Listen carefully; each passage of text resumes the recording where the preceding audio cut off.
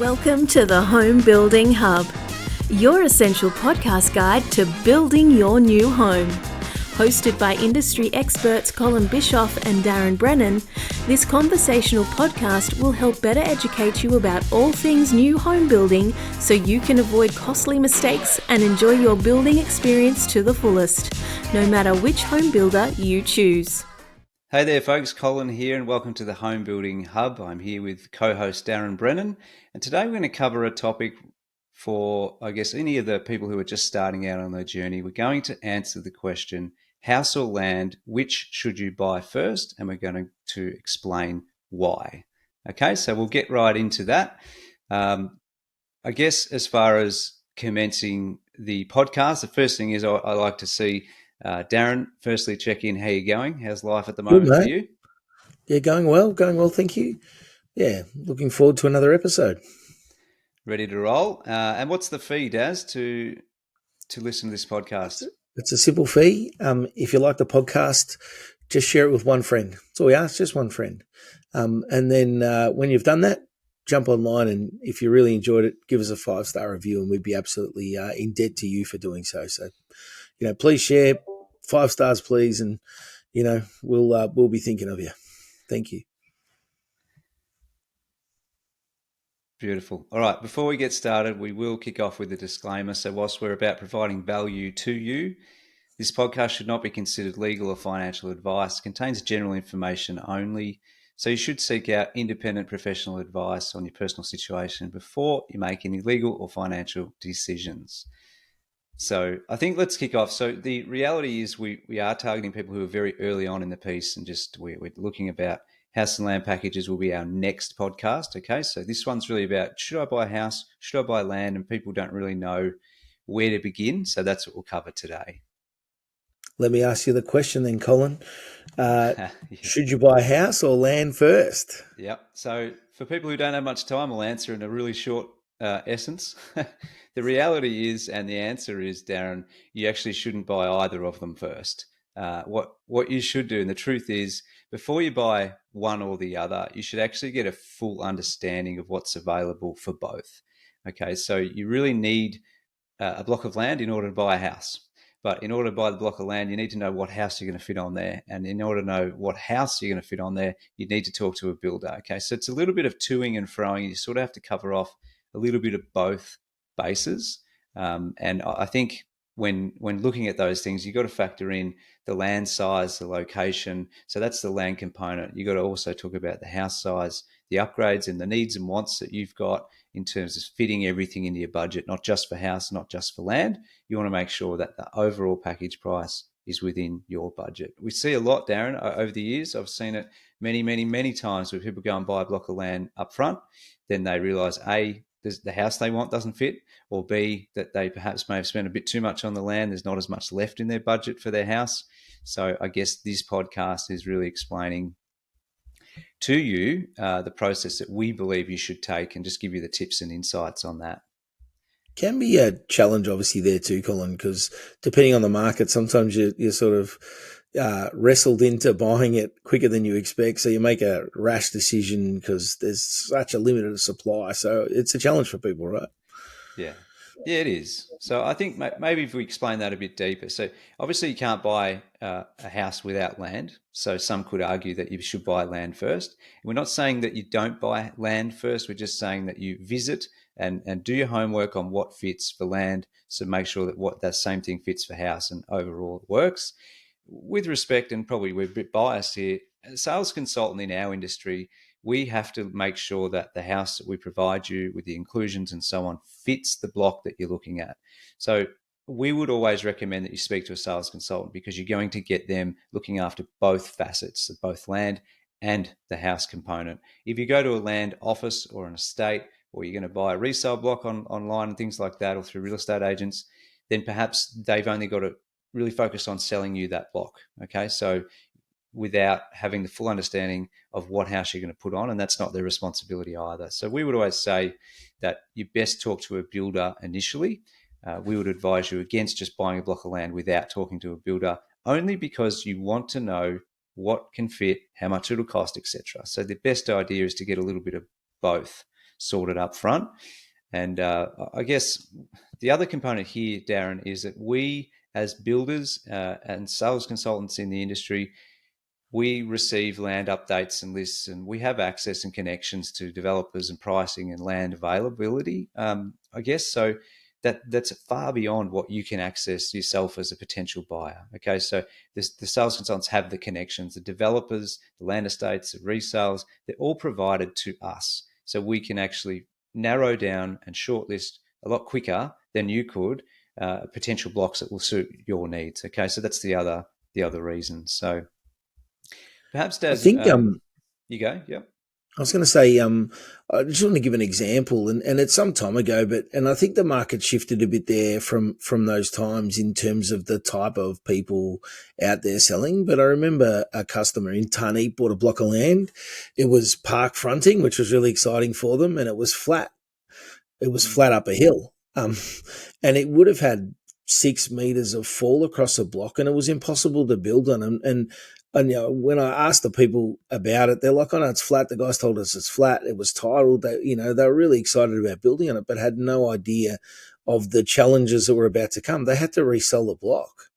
Like it was poor form on behalf of the land guy back in the day. And as I said, I don't think there's as many of these cowboys out there doing that, but it was pretty disappointing to see that was the case way back then. And this poor customer's being caught out. Their dream home was a nightmare in the end. And it was such a bad position to put someone in. So what we don't want to do is see people get caught up in the same sort of position. So, I think with respect to that, obviously land comes in all different shapes and sizes, different amounts of fall, different amounts of fill. They can be irregular in shape. They can be corner lots.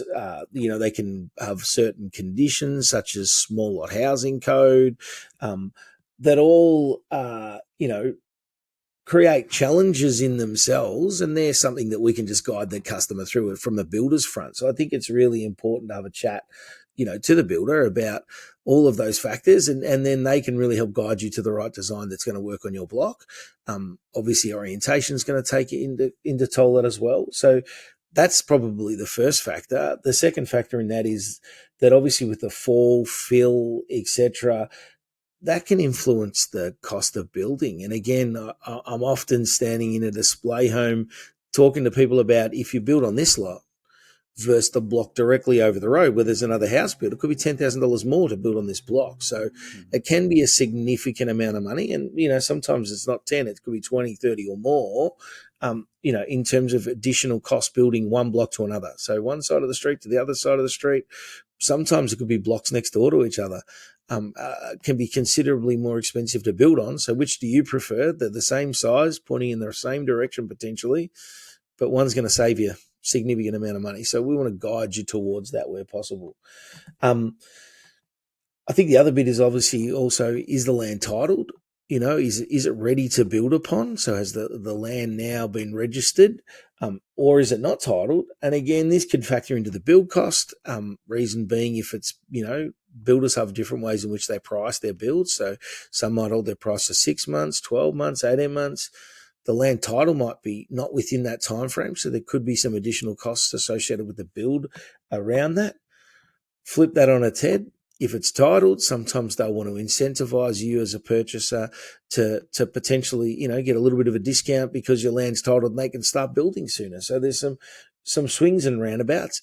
If it's not titled, it's not always a bad thing because often it'll give you time to save, and that can also, might be the position you need to be in.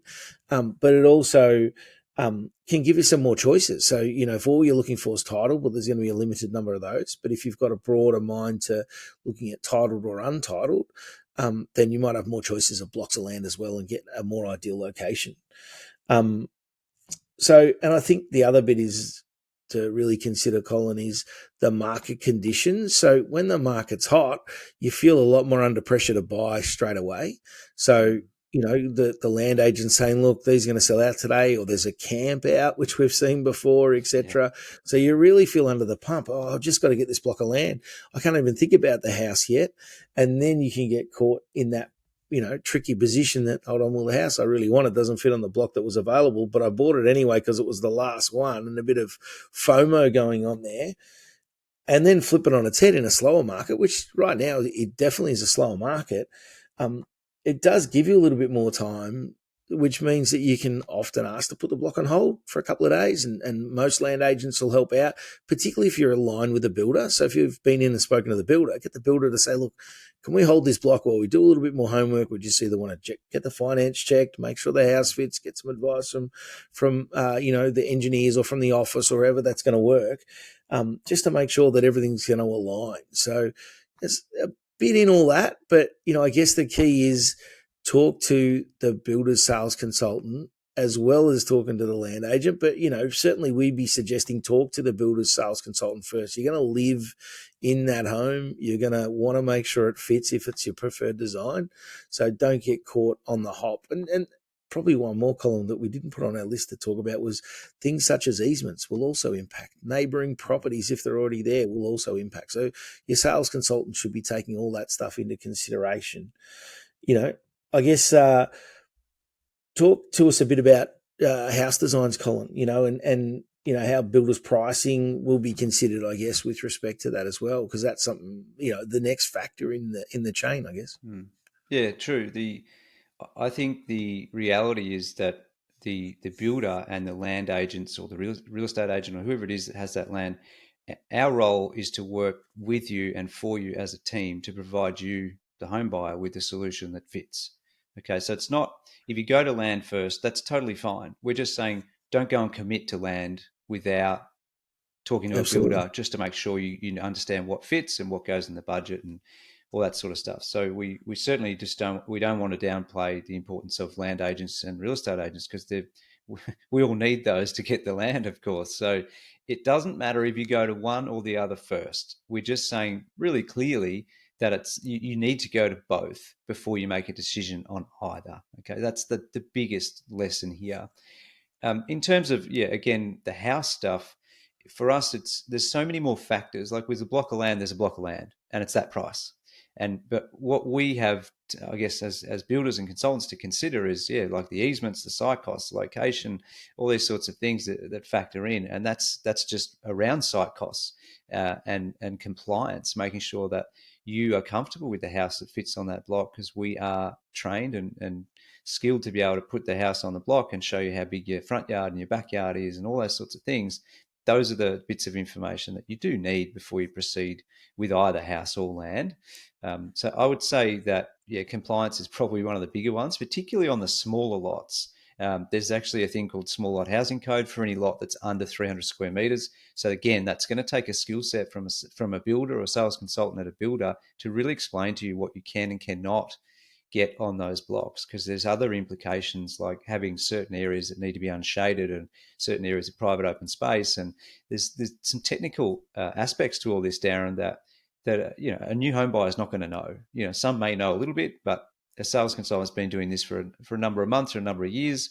They will be far more equipped to give you a basic understanding of, here's what we need to do, here's what it's going to cost. And then obviously there's the upgrade component. If you're going to spend more on 40 mil Caesar stone and things like that, of course, you've got to factor all that into your plan, your pricing, and they can pop it on the lot for you and say, right, here is basically your package price. Let's go see the land person and let's get you to secure that block. And in I fairness think, to what you said, sorry, Daz, Colin. the last thing, in fairness to what you said, depends on the market. So if you've got land just flying off the shelf, then sometimes you may have to put that deposit down and a little bit earlier, and then get the consultant at the builder to finalise pricing as quickly as they can, etc. But again, it comes back to working as a team. What I was going to just add in there, Colin, too, that not every land agent, and I wish it was the case that they did, and not always is it available, will provide an engineering plan that will give us the levels of the land or anticipated levels of the land. It's a bit like buying a floor plan off a builder without knowing what facade you're getting. The floor plan could be amazing, but then you build the house and find out it's got a terrible facade. You're caught on the hop in that respect. And the same with land. We want to look at an engineering plan and understand what impact the fall, the fill, and all these other elements are going to have on your build, because it could be significant in cost. It could be prohibitive in terms of being able to even build a home on there. So, often asking for that engineering plan, even if you don't know what it is, gives you the tool to be able to walk into the builder and say, please give me some advice on this. And that advice generally, and I say generally, will be free. There will be times where there's not enough information there. We may want to say, you know what, just to be sure, let's go and get a soil test and survey done, right? And again, there's a cost associated with that, but it may be needed, and it may give you a better outcome in the end, because it may be the difference between whether you can and can't afford building on that block. And it's a bit like the old, you buy a car and you get an RACV check, and then you find out when you get the RACV check that the that the car itself is not suitable. Well, you'd rather find that out beforehand and have spent a little bit of money to get that answer than to find out afterwards and find out you've just bought yourself a lemon. So, yeah, I guess that's what we're there to try and help with. Yep. Last point I would add in all of this, and just being brutally honest, is that most people who buy a house and land package, realistically, most buyers have to sacrifice on something. So I believe that it's better for you to have a great understanding of what block you're going to get, combined with what house you're going to get, and also what's included in that house, as in terms of based on your finance. That's the most important thing. Is not what you can afford to borrow, but what you can afford to pay. Okay, so that's really important, and you've just got to get your homework done on both sides of it. So just please understand that you will, very likely, most buyers will need to sacrifice something. So you've got to allow for that. And what I mean is, perhaps maybe the pricing of the block's a bit higher than you want, so you have to choose a smaller house to fit.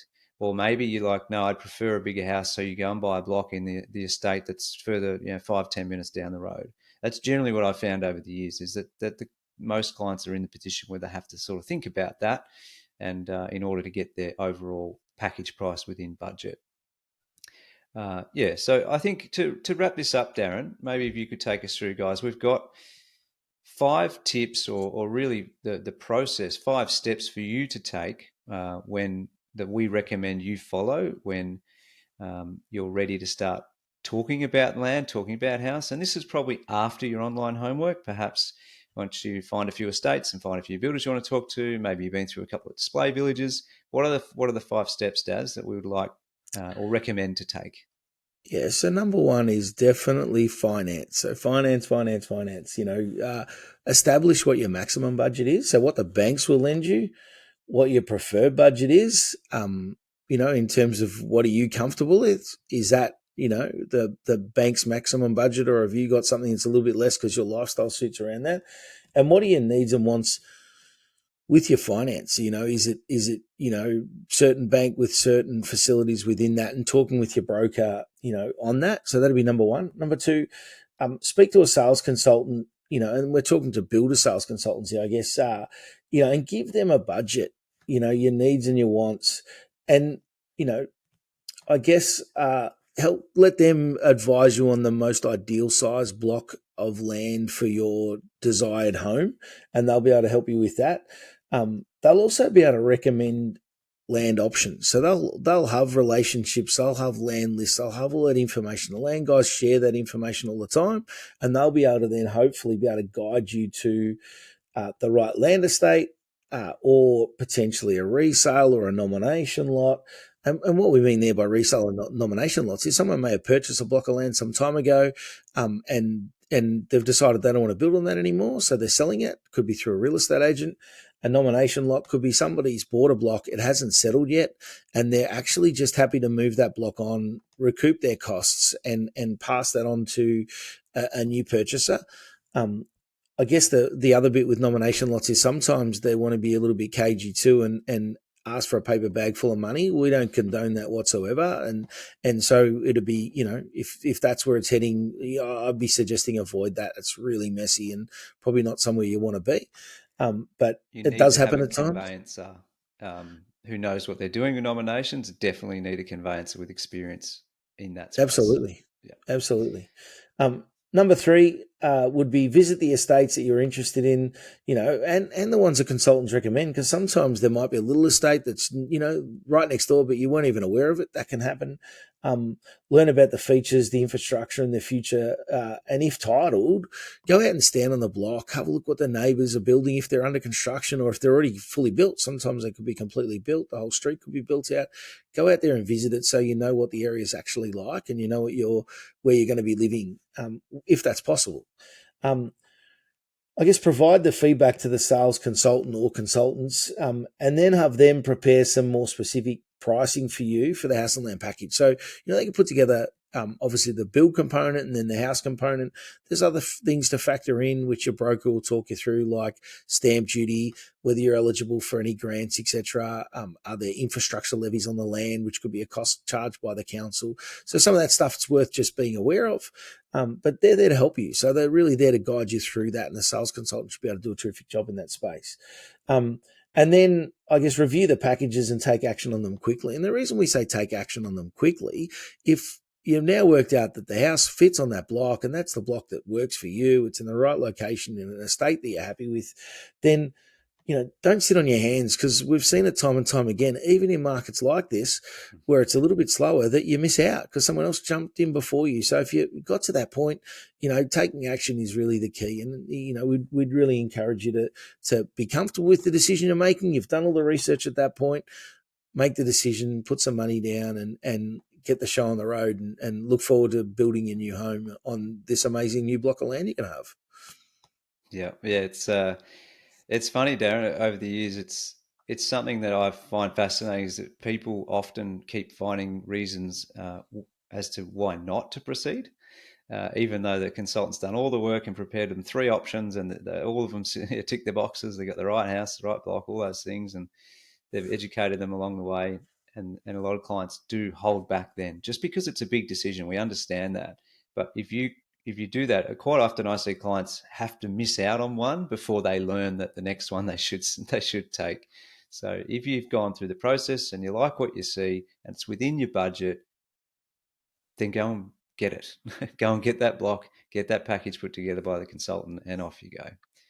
And in most markets, Colin, it's more often the prices are going up than coming down. Yeah. So your chance of trying to get that right, and even when the prices are coming down, I've often seen buyers wanting to think that they can outmaster the market, and I'm buying at the bottom, and next thing the market's turned on and they've missed it. And in the long term, if you've bought good value and you've had good advice, even if the market goes down a touch, it'll soon have bounced back far beyond where you expected, and you'll be in a really positive state at that point. So I wouldn't be too stressed over that at all. You're not talking, you're trying to time a market's a really tough thing to do if that's what you're hoping to do. Yeah. No, good. Well, I think that about wraps up this episode. We're going to make an effort for you. The next episode we're going to talk about, now we've given you a bit of an insight into how it works. We're going to move on, Daz, to the next one, being what is a house and land package and are they exclusive? So we're going to break down specifically some detail for you to better educate you on what's included in a house price and things like that, or in a package price, I should say. So we will provide that to you next. And as always, we want to say thank you for listening. We appreciate the support. We've hit a couple of milestones this week already, Darren, which is great. Just seeing some good support, and I guess we hope that we can continue to keep providing the value to you. So if you like what you hear, please share it. Please rate it 5-star on whatever platform you're on. And if you've got topic or question ideas, jump on homebuildinghub.com.au. There's a contact us thing there. And just leave a question or a topic idea for us. And other than that, anything else to add to the end here, Daz? Just remember the fee. Please share it with a friend, and a 5-star review go a long way to keeping us charged and doing what we do. Yeah. Thank you. Yeah, awesome. Good on you, Darren. And thanks, guys. We'll see you on the next one. Bye-bye.